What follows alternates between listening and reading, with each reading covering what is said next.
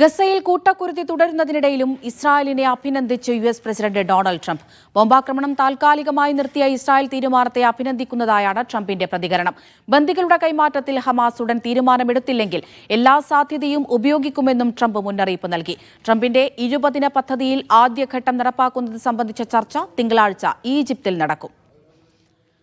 MC Nasar ദുബൈയിൽ നിന്ന് വിവരങ്ങൾ നൽകാനായി ചേരുന്നുണ്ട്. നാസർ, ഇന്നും 50ഓളം പേരെ ഇസ്രായേൽ കൊലപ്പെടുത്തി. ഇതിനാണോ ട്രംപിന്റെ അഭിനന്ദനം?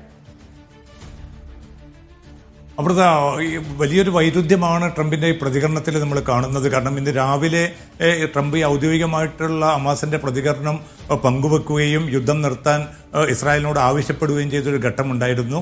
ഏതാണ്ട് ഇസ്രായേലിന്റെ ഭാഗത്തു നിന്നും സൈനിക കേന്ദ്രങ്ങൾ അതുമായി ബന്ധപ്പെട്ട റിപ്പോർട്ടുകളും പുറത്തിറക്കി. കാരണം പ്രതിരോധവുമായി ബന്ധപ്പെട്ട ചില ആക്രമണങ്ങൾ മാത്രമായിരിക്കും ഉണ്ടാവുക എന്നായിരുന്നു ഇസ്രായേൽ സൈനിക നേതൃത്വം അറിയിച്ചത്. പക്ഷേ ഇന്നിപ്പോൾ ഈ രാത്രി അവസാനിക്കുന്നതിൻ്റെ ഒരു ഘട്ടത്തിൽ വിലയിരുത്തുമ്പോൾ 53 പേർ ഇന്ന് മാത്രം ഗസയിൽ കൊല്ലപ്പെട്ടിട്ടുണ്ട്. അതിൽ 41 പേരും കൊല്ലപ്പെട്ടത് ഗസ സിറ്റിയിലാണ്. ഭക്ഷണത്തിന് വരി നിന്ന 4 പേരും കൊല്ലപ്പെട്ടവരിൽ ഉൾപ്പെടും. ഈ 50-ലധികം പേർ കൊല്ലപ്പെട്ടവരിൽ 8 കുട്ടികളും ഉൾപ്പെടുന്ന ഒരു കണക്ക് കൂടിയാണ് ഇപ്പോൾ ഏറ്റവും അവസാനം പുറത്തു വരുന്നത്. കാരണം ഇതൊക്കെ നിലനിൽക്കെ തന്നെയാണ് അല്പം മുമ്പ്, ഏതാണ്ട് 1 മണിക്കൂർ മുമ്പ് ട്രംപിന്റെ സാമൂഹ്യ മാധ്യമ പ്ലാറ്റ്ഫോമിലൂടെയുള്ള ഒരു പ്രതികരണം വന്നിരിക്കുന്നത്. ആക്രമണം അവസാനിപ്പിച്ച ഇസ്രായേലിന്റെ തന്റെ വക പ്രത്യേകം അഭിനന്ദനം നേരുന്നു. കാരണം താൻ മുന്നോട്ട് വെച്ചിരിക്കുന്ന 20 ദിന പദ്ധതി പ്രയോഗവൽക്കരിക്കുന്നതിന്റെ ഭാഗമായിട്ടാണ് ഇസ്രായേൽ ഈ ബോംബാക്രമണം നിർത്തിയിരിക്കുന്നത് എന്ന് പറയുകയും വ്യാപകമായിട്ടുള്ള ബോംബാക്രമണം ഗസയിൽ തുടരുന്ന ഒരു സാഹചര്യവും ഈ വൈരുദ്ധ്യത്തെ എന്ത് പേരിട്ട് വിളിക്കുകയാണ് വേണ്ടതെന്ന് പോലും ആർക്കും, ലോക നേതാക്കൾക്ക് പോലും അറിയുന്നില്ല. പക്ഷേ എന്തായാലും ഇത് ശുഭകരമായിട്ടുള്ള നീക്കമായി തന്നെയാണ് അന്തർദേശീയ സമൂഹം ഉറ്റുനോക്കുന്നത്. അതിൻ്റെ ഭാഗമായി കൊണ്ടുള്ള പ്രായോഗിക നടപടികളിലേക്കാണ് ഇപ്പോൾ കാര്യങ്ങൾ നീങ്ങുന്നത്. ഈജിപ്തിൻ്റെ സുഖവാസ കേന്ദ്രമായിട്ടുള്ള ഷർമു ഷെയ്ഖിൽ തിങ്കളാഴ്ചയാണ് സാങ്കേതികമായിട്ടുള്ള സംഭാഷണം തീരുമാനിച്ചിരിക്കുന്നത്. അതിലേക്ക് ഇസ്രായേലിൻ്റെയും ഹമാസിൻ്റെയും സംഘങ്ങൾ നാളെ ഈജിപ്തിലേക്ക് പുറപ്പെടും. ഖത്തറിൽ നിന്നുള്ള സംഘം തിങ്കളാഴ്ച രാവിലെയായിരിക്കും പുറപ്പെടുന്നത്. അമേരിക്കയിൽ നിന്ന് ജറാദ് കുഷ്ണറും അതോടൊപ്പം തന്നെ അമേരിക്കയുടെ പശ്ചിമേഷ്യൻ ദൂതൻ സ്റ്റീവ് വിറ്റ്കോഫും ഷർമു ഷെയ്ഖിൽ എത്തുന്നുണ്ട്.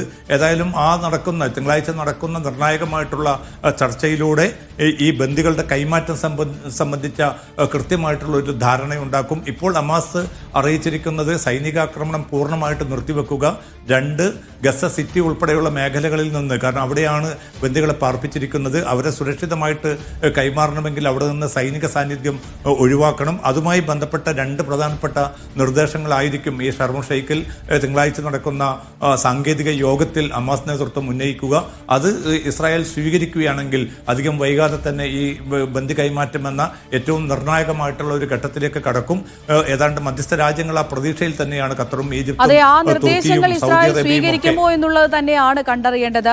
നാസർ, ഈ ഇസ്രായേൽ ചാനൽ 12-ന് ഇപ്പോൾ ട്രംപ് ഒരു പ്രതികരണം കൊടുത്തിട്ടുണ്ടല്ലോ, അത് പരിശോധിക്കുകയായിരുന്നു. നെതന്യാഹു ഗസയിൽ ഏറെ ദൂരം പോയി എന്നും അതിലൂടെ ഇസ്രായേലിന് നഷ്ടപ്പെട്ട അന്താരാഷ്ട്ര പിന്തുണ താൻ പുനഃസ്ഥാപിക്കുമെന്നുമൊക്കെയാണ് ട്രംപ് ഇപ്പോൾ പറഞ്ഞിരിക്കുന്നത്. അങ്ങനെയെങ്കിൽ വളരെ ആത്മവിശ്വാസത്തോടു കൂടി തന്നെയാണ് ട്രംപ് പറയുന്നത്. അപ്പോൾ ഗസ ഉടമ്പടി ഉടൻ തന്നെ വിജയകരമാകുമെന്നുള്ളൊരു പ്രതീക്ഷ കൂടി അദ്ദേഹത്തിന് ഉണ്ടായിരിക്കാമല്ലേ?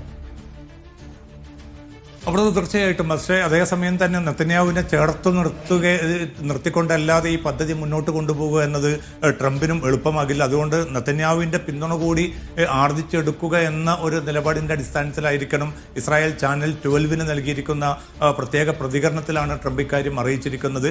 കാരണം ഗസയിൽ പരിധി വിട്ട രീതിയിൽ നെതന്യാഹു മുന്നോട്ട് പോയി അതിൻ്റെ തിക്തഫലം ഇപ്പോൾ ഇസ്രായേൽ അനുഭവിക്കുന്നതായിട്ട് പരോക്ഷമായിട്ടാണെങ്കിലും ട്രംപ് വിശദീകരിക്കുന്നുണ്ട്. അന്താരാഷ്ട്ര സമൂഹത്തിൽ വലിയ തോതിൽ ഇസ്രായേലിന് പിന്തുണ നഷ്ടപ്പെട്ടിരിക്കുന്നു. താൻ ഇപ്പോൾ മുന്നോട്ട് വെച്ചിരിക്കുന്ന 20 ദിന പദ്ധതിയിലൂടെ നെതന്യാഹുവിന് ആ നഷ്ടപ്പെട്ട പിന്തുണ തിരിച്ചുപിടിക്കാൻ സാധിക്കും.